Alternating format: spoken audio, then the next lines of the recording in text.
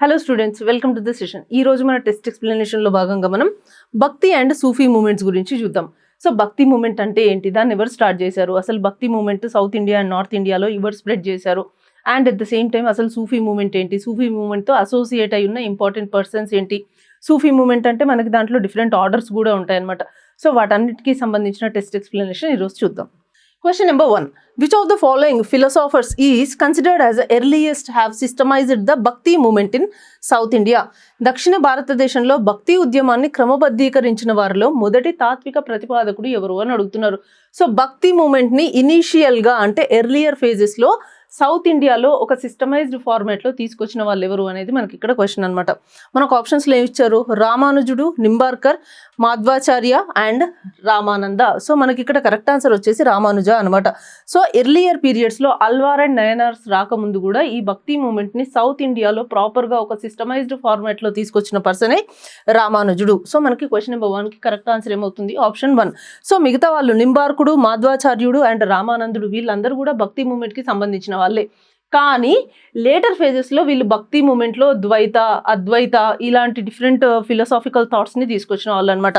And Ramananda చూసుకున్నట్టయితే రామానందుడు ఎవరైతే ఉన్నారో ఆయన భక్తి మూమెంట్ని సౌత్ ఇండియా నుంచి నార్త్ ఇండియా వరకు తీసుకెళ్లిన వాళ్ళలో one of the famous personalities. మనకి ఇక్కడ ఏమడుగుతున్నారు క్వశ్చన్లో, ఎర్లియస్ట్ పర్సన్ సౌత్ ఇండియాలో భక్తి మూమెంట్ని స్ప్రెడ్ చేసిన వాళ్ళ గురించి అడుగుతున్నారు. సో ఆప్షన్ 1లో ఉన్న రామానుజుడు మనకి కరెక్ట్ ఆన్సర్ అవుతుంది. Next, question number 2. Match the following saint poets of the Bhakti movement with the regions where they were primarily active. భక్తి ఉద్యమ కాలానికి చెందిన ఈ కింది సాధువులను వారు ప్రధానంగా పనిచేసిన ప్రాంతాలతో జతపరచండి అని అడుగుతున్నారు. సో మనకి ఇక్కడ ఆప్షన్స్లో ఏమి ఇచ్చారు, నామదేవుడు, చైతన్య, సూర్దాస్ మరియు నానక్ ఇచ్చారు. అండ్ వాళ్ళు ఏ రీజన్కి సంబంధించిన వాళ్ళు అని మనకి ఇక్కడ క్వశ్చన్ అనమాట. సో మనకి ఆప్షన్ ఏలో చూసుకున్నట్టయితే నామదేవ్ ఎక్కడికి చెందినవాడు అంటే మహారాష్ట్రకి చెందినవాడు అనమాట. అండ్ ఇతను ఒక Maratha Saint. Okay. And below మనకి ఏమి ఇచ్చారు, చైతన్యుడు. సో చైతన్యుడు మనకి వెస్ట్ బెంగాల్ ఏరియాలో ఉన్నాడు అండ్ వెస్ట్ బెంగాల్కి సంబంధించిన వాడు. And next is Surdas. So Surdas మనకి యూపీకి చెందినవాడు. సో సూర్దాస్ ఎవరైతే ఉన్నారో ఆయన కృష్ణుడి యొక్క డివోటీ, కృష్ణుడి యొక్క భక్తుడు. అండ్ నెక్స్ట్ మనకు ఉన్నారు గురునానక్. సో గురునానక్ అంటే మన అందరికీ తెలిసిందే, he belongs to Punjab reason. So మనకి ఇక్కడ కరెక్ట్ ఆప్షన్స్ ఏమొస్తాయి, 3, 1, 2, 4. సో ఆప్షన్ 1 అనేది మనకి దీంట్లో రైట్ ఆన్సర్ అవుతుంది. Question number 3. Which of the following is the most prominent annual tradition associated with the Warkari sect of the Bhakti movement? భక్తి ఉద్యమంలోని వార్కారీ సంప్రదాయానికి చెందిన అత్యంత ముఖ్యమైన వార్షిక ఆచారం ఏంటి అని అడుగుతున్నారు. సో ఇక్కడ మనకి స్పెసిఫికల్గా భక్తి మూమెంట్లో ఉన్న వార్కారీ సెక్ట్ గురించి అడుగుతున్నారు. సో మనకి భక్తి మూమెంట్లో అల్వార్లు, నయనార్లు ఎలా ఉన్నారో సౌత్లో వార్కారీ సెక్ట్ కూడా సపరేట్గా ఒకటి ఉంటుంది అనమాట. ఆ వార్కారీ సెక్ట్ ఏ ఏరియాకి చెందింది అని అంటే మహారాష్ట్రకి చెందింది. సో ఈ వార్కారీ సెక్ట్ వాళ్ళు ప్రతి సంవత్సరం ఒక ఆచారాన్ని ఫాలో అవుతారు. ఆ ఆచారం ఏంటి అనేది మనకి ఇక్కడ క్వశ్చన్. ఆప్షన్స్లో మనకి ఏమి ఇచ్చారు, ఆప్షన్ 1 స్ట్రిక్ట్ వేదిక్ రిచువల్స్, కఠినమైన వేద ఆచారాలను ఫాలో అవ్వడం. Option 2 Pandharpur yatra. Option 3 scholarly Sanskritic studies. And option 4 exclusive temple worship. So ఈ వార్కారీ సెక్ట్ వాళ్ళు ప్రతి సంవత్సరం చేసే ఒక యాన్యువల్ వర్షిప్ ఏది అని అంటే పండరీపూర్ యాత్ర అనమాట. పండరీపూర్ మహారాష్ట్రలో ఉంది. సో ఈ పండరీపూర్ యాత్రలో భాగంగా వాళ్ళు చాలా దూరం, కొన్ని కిలోమీటర్లు అలా నడుచుకుంటూ వెళ్ళి విఠల్ని దర్శించడం జరుగుతుంది అనమాట. సో విఠల్ అంటే ఎవరు, అనదర్ ఫార్మ్ ఆఫ్ కృష్ణ అనమాట. సో ఆ దేవుడి దర్శనం కోసం ఈ వర్కార్స్ అని అంటారు, వాళ్ళని వర్కారీస్ అని కూడా పిలుస్తారు. ఈ వర్కారీస్ ఎవరైతే ఉన్నారో వాళ్ళ కొన్ని కిలోమీటర్ల దూరం పాదయాత్ర చేసుకుంటూ వెళ్ళి ఆ దేవుడి దర్శనం చేసుకోవడం జరుగుతుంది అనమాట. సో మనకి ఇక్కడ పండరీపూర్ యాత్ర అనేది కరెక్ట్ ఆన్సర్ అవుతుంది. మిగతా ఆప్షన్స్ చూసుకున్నట్టయితే strict Vedic rituals, scholarly Sanskritic studies and exclusive temple worship అని ఉంది.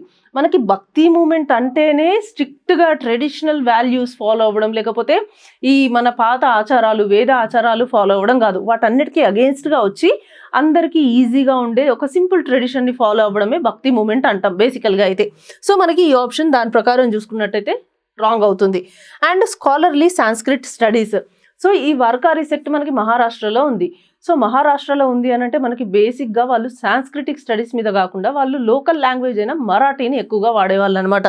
సో మనకి ఈ ఆప్షన్ కూడా తప్పవుతుంది.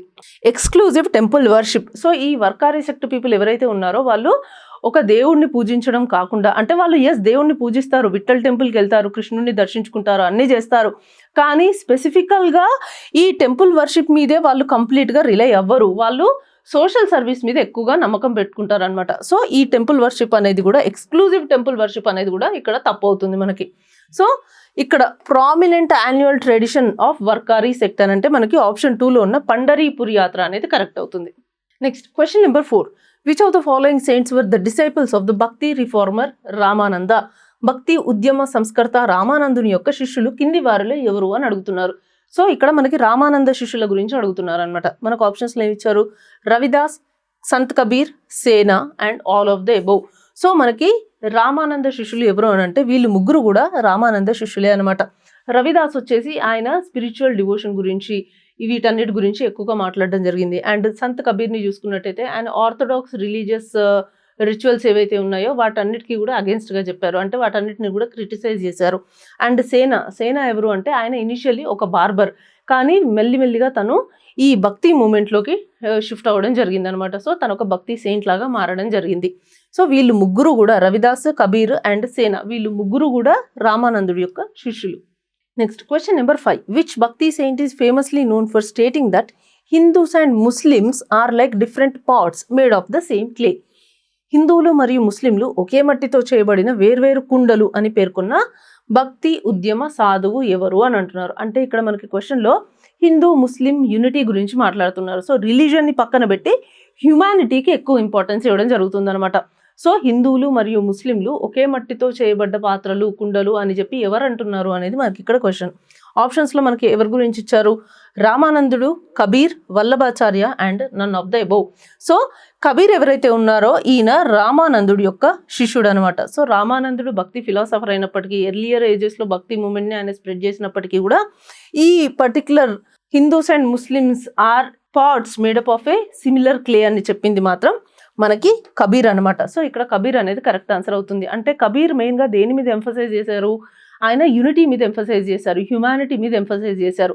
ఈ రిలీజియస్ డివిజన్స్ని ఆయన క్రిటిసైజ్ చేయడం జరిగింది. అంటే హిందువులు ఒకటి, ముస్లింలు ఒకటి ఆయన అని ఏదైతే జనాలు చెప్పుకుంటారో బయట, దాన్ని ఆయన క్రిటిసైజ్ చేశారనమాట.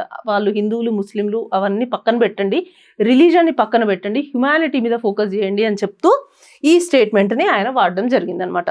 సో మనకి 5th క్వశ్చన్కి ఆప్షన్ 2 అనేది రైట్ ఆన్సర్ అవుతుంది.